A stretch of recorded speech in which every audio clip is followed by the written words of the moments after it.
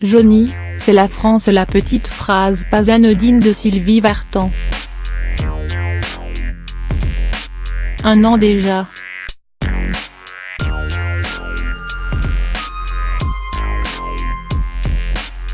Le 5 décembre 2017, Johnny Hallyday nous quittait après un long combat contre le cancer. Depuis, il ne se passe pas un jour sans qu'il fasse l'actualité. Pas seulement pour sa musique et le succès incontestable de son album posthume, Mon pays, c'est l'amour. C'est surtout pour son héritage que le taulier fait la une. Et pour cause, il a rédigé un testament américain dans lequel il déshérite ses enfants, David et Laura ainsi que Jade et Joy. Les deux aînés du rocker se sont donc lancés dans une bataille judiciaire face à leur belle-mère, Laetitia. La justice s'intéresse donc à cette affaire et notamment à la validité ou non de ce testament, sachant que Johnny Hallyday possède plusieurs biens en France et que sa carrière était établie en France et non aux États-Unis.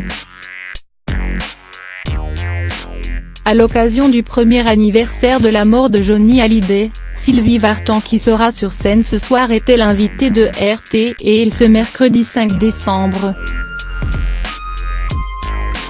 L'ex-femme du rocker a glissé une petite phrase qui n'est pas passée inaperçue.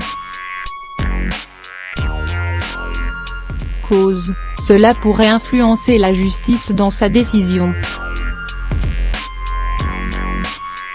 Interrogée sur le succès de l'ultime opus de Johnny Hallyday, elle assure que cela l'a beaucoup émue.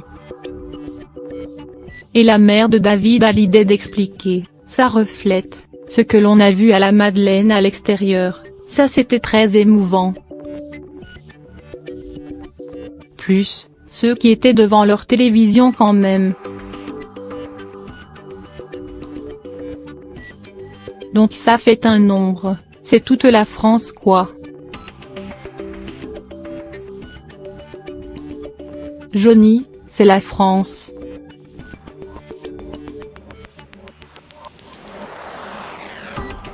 Ces chansons vont être éternelles, j'espère, surenchérit celle qui ne manque pas une occasion de lancer une pique à Laetitia Hallyday. La veuve de Johnny partage d'ailleurs cet avis.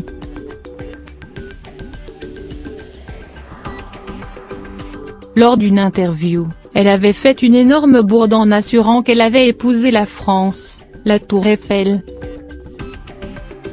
Reste à savoir si cela poussera la justice française à trancher en faveur de David et Laura.